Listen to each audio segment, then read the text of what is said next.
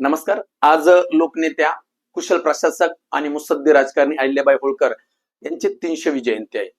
या अहिल्याबाई होळकर नेमक्या कोण आहेत? का ज्या अहिल्याबाई होळकरांच्या नावावरून अहमदनगर या जिल्ह्याचं नाव अहिल्यानगर करण्यात आलं, तर नेमक्या ह्या अहिल्याबाई कोण आहेत?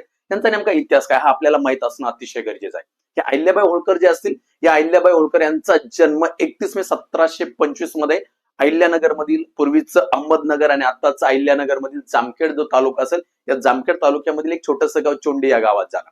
आणि त्या 9 वर्षाच्या असताना देवाची पूजा करत असताना त्या ठिकाणी मराठा साम्राज्याचे महान त्या ठिकाणी सुभेदार असणारे मल्हारराव होळकर त्या ठिकाणी आलेले होते. मल्हारराव होळकरांनी या मुलीचं कर्तृत्व पाहिलं, या मुलीचं त्या ठिकाणचं वागणं पाहिल्यानंतर मल्हारराव होळकरांनी आपल्या मुलासाठी म्हणजे खंडेरावासाठी त्यांची मागणी केली आणि अशा प्रकारे या शिंदे घराण्याच्या असणाऱ्या अहिल्याबाई नंतर त्या ठिकाणी होळकरांची काय झाली असेल तर सून झाली असेल. आणि होळकर जे साम्राज्य असेल तर महाराष्ट्राचे पहिले किंवा पेशवा पहिले बाजीराव जे असतील, या पहिला पेशवा बाजीराव यांनी बृहत महाराष्ट्राचा निर्माता म्हणून ओळखलं जातं. मराठा साम्राज्य वाढण्यासाठी आणि अंतर्गत कलह मिटवण्यासाठी त्या ठिकाणी त्यांनी प्रत्येक एका घराण्याला सुभेदारी वाटून दिली होती. त्याच्यामध्ये ज्या ठिकाणी इंदोरचे जे होळकर होते त्यांना होळकर यांना हिंदोर देऊन टाकलं आणि अशा प्रकारे रितसररित्या होळकर साम्राज्याची निर्मिती 1734 ला झाली असेल. होळकर साम्राज्याची निर्मिती झाल्यानंतर होळकरांचा जो असणारा खंडेराव म्हणजेच मल्हारराव होळकरांचे जे ज्येष्ठ पुत्र होते असं इतिहासकार चरित्रकार लिहून ठेवतात का अहिल्याबाईंचे जे पती होते ना खंडेराव, तर ते अतिशय विलासी आणि व्यसनी प्रवृत्तीचे होते. हे मराठ्यांचं हे शल्य जे होतं, हे शल्य मल्हारराव होळकरांना जाणून होतं आणि त्यांना हे माहित होते. त्याच्यानंतर महत्वाच्या मुद्द्यामध्ये की खूप वेळा अहिल्याबाई होळकरांनी आपल्या पत्नींना सुद्धा खूप उच्च शब्दात खडसवलेल्या बऱ्याच त्या कहाण्या असतील, त्या कहाण्यांबद्दल लिहिलं जातं.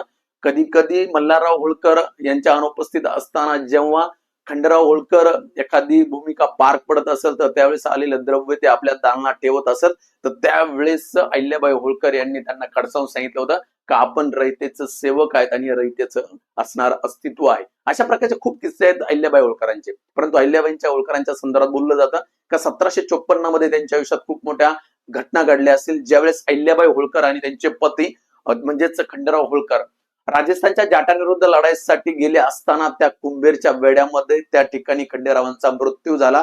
त्या ठिकाणी कुंभेरवाडीवरून पडलेला एक तोफेचा गोळा त्यांच्या अंगावरती पडला. जे कुंभेरवाडीचा जो गड असेल त्या गडावरून तोफेचा गोळा पडला आणि त्याच ठिकाणी त्यांना आपले प्राण गमवावे लागले. त्यावेळेस आपल्या पती बरोबर असताना त्या ठिकाणी अहिल्याबाईंनी ही घटना पाहिली होती आणि तो काळ असा वाटता का हिंदू धर्मामध्ये महिला या सती जात होत्या आणि अशा प्रकारे खंडेरावांच्या 8 पत्न्या ज्या होत्या त्या 8 पत्न्या त्या ठिकाणी सती गेल्या. परंतु त्या ठिकाणी मल्हारराव होळकर आणि गौतमाबाई यांना हे माहित होतं. होळकर राज्याचे जे काय आज नाव निर्माण झाले त्या नाव निर्माण होण्यामध्ये अहिल्याबाईंचा सिंहाचा आणि मोठा वाटा आहे.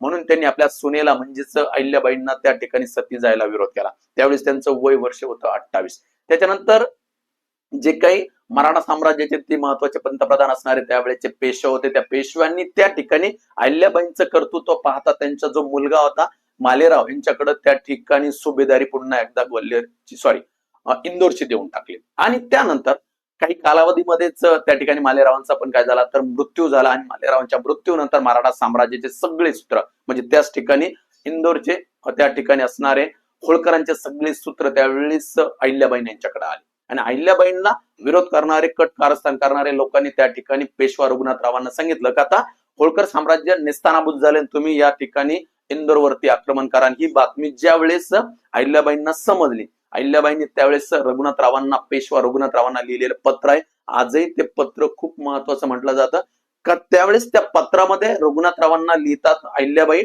का तुम्ही तर राज्याचे स्वामी आहात, आटकेपार झेंडे लावणे इतपत तुमचे कर्तृत्व आहे, पण रणांगणात उतरायचं ठरलं तर पराभवाची भीती तुम्हाला ठेवावी लागेल, कारण माझ्याकडून जर पराभव झाला तर तुमच्या कीर्तीला ते बाधक ठरेल. अशा स्वरूपाचं पत्र अशा स्वरूपाचं पत्र जेव्हा अहिल्याबाईंनी त्या ठिकाणी रघुनाथराव पेशवांना पाठवलं तर रघुनाथराव पेशवांचं तिकडून आलेलं उत्तर होतं नाही नाही अहिल्याबाई, आम्ही तुमच्याकडे युद्धासाठी नाही तर तुमच्या सांत्वनासाठी येत आहे. अशा स्वरूपाचं त्या ठिकाणी पत्र रघुनाथरावांचं आलं.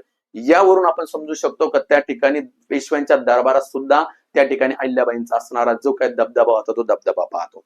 त्याच्यानंतर ज्यावेळेस पानिपतच्या युद्धामध्ये मराठ्यांचं ज्या पद्धतीनं पाणी मागताना मृत्यू झाला असेल हे जेव्हा त्या ठिकाणी अहिल्याबाईंच्या लक्षात आलं त्यावेळेस अहिल्याबाईंनी खूप ठिकाणी त्या ठिकाणी विहिरी खोदल्या असतील. त्याच्यानंतर त्यांनी महत्वाचे त्या ठिकाणी येणारे जे काही आपले शत्रूंचं होणारं आक्रमण आहे त्या आक्रमणापासून आपला त्या ठिकाणी बचाव होण्यासाठी त्यांनी बऱ्याच ठिकाणी देवालय पण स्थापना केली असेल.